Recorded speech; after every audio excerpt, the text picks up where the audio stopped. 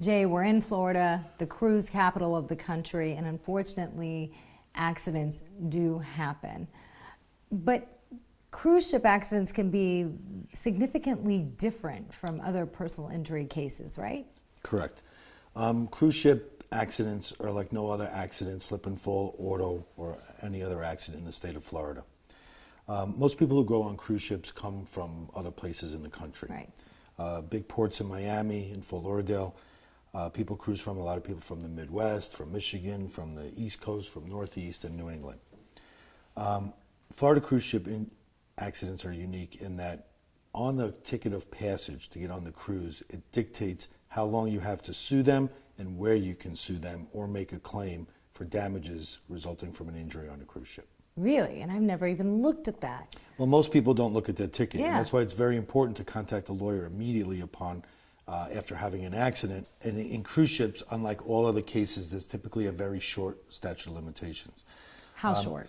Well, a lot of cruise ship tickets, most that I've ever seen, have a 1-year statute of limitations. However, in the ticket of passage, some tickets that I've reviewed indicate that you have to put the cruise line on notice within 6 months, Miranda. Wow. And if you don't put them on notice within 6 months that you suffered an injury and what it is that you felt that they were negligent that caused your injury, you forever lose your right to pursue your claim. What if you lose your ticket, though? Well, most tickets today are electronic. Right. And when you get your ticket, you sign something or check a box on the internet, which said you agree to all the terms. So you don't need the actual ticket, but the ticket or the contract issued by the cruise line dictates what needs to be done following an accident on a cruise ship.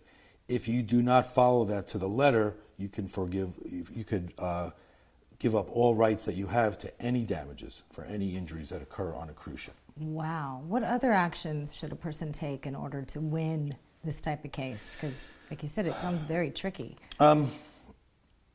Well, the most important thing is if they contact an attorney as soon as they get the proper medical attention or get back home. And most people do contact us after they get home from their vacation and they're recovering from their injuries or surgeries or so on.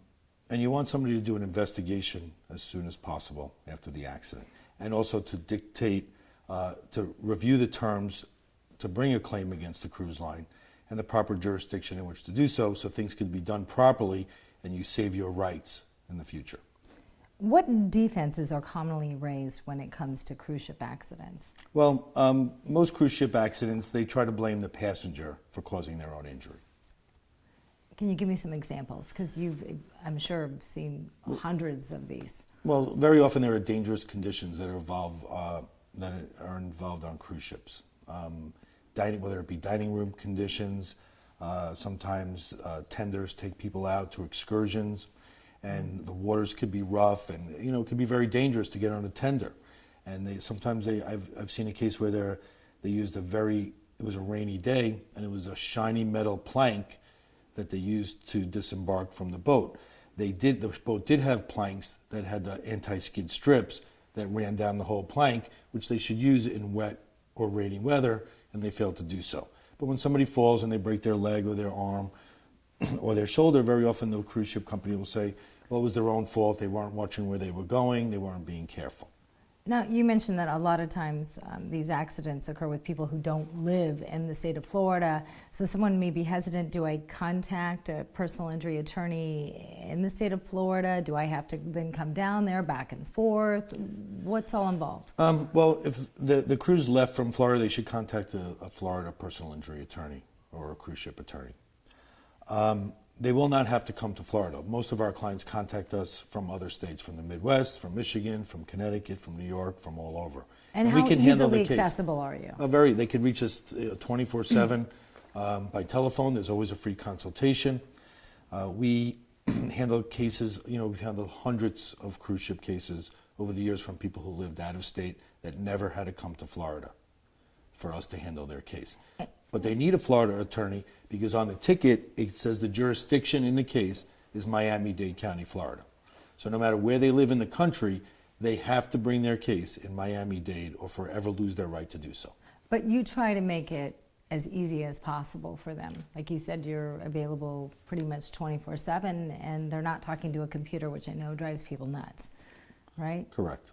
All right, and is there any cost to contacting you? No, it's always a free consultation, and it's also free for us to represent somebody until and unless we are successful in pursuing their case. Our fee would be on a contingency basis, a percentage of the amount we recovered.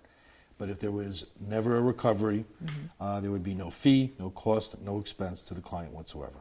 Jay, thank you so much. You're welcome.